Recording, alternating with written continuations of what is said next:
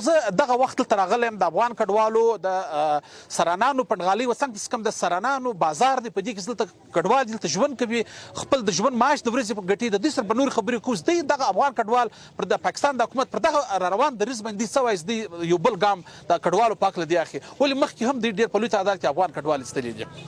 ما نوم محمد قاسم دی زه د سرانانو په ټیم کې 45 کاله کېږي چې اوسېږم او موږ ته یې راکړي دا ژړ کارټونه دي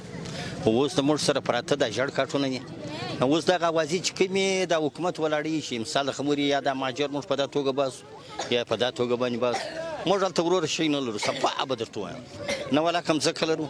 نه جایداد لرو نه کاروبار لرو نه یو بل داسې شی لرو چې په هغه باندې موږ کاروبار سم دا سرانان په 12 باندې زه خواري کاږم سار ولاړ سم هلته کارخانه ده په دا کارخانه کې ځان زړه دې نه غواړي چې ولاړ شي یا په دا طریقه نه غواړي لکه د دې چې موږ په زور باندې بیایي چې موږ خپل کاروبار سم کو بیا چې ولاړ شو بیا بل عجیب بابا مرسته موجود عجیب بابا تخپل نمبر راته ووایه څومره عمر دلته په پاکستان کې تېر کړی دی اوس ژوند څرنګه کوم دی زما نوم حجاب الله جان دی دلته مې 50 کاله تېر کړي دي خو دغه د لاس مزدوري کو دغه خښتي وو دغه یو زردالو تنبوزي یو باغو تنبوزي روزانه ورسره کوو دغه مو کار دی بچیان مې ډېر دي سر اخلاص لوڼې او دغه دي اوس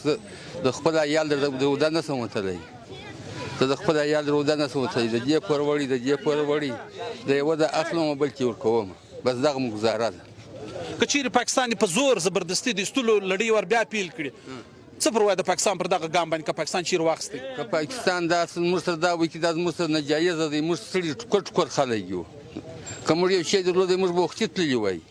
شی نه لرو نه دلته ځای لرو نه دلته ځای لرو که زموږ سره هغه دی بیا دغه کې هغه موږ سره ناکیر کړي چې په زور مات ناکیر سره کوي خبره خدای سته سراجي صاحب وطن د مور حیثیت لري هر بچی غواړي چې خپل مور په غېږ کې واوسېږي وطن موږ ته د مور حیثیت لري خو دا دی چې زموږ افغان کډوال له تېرو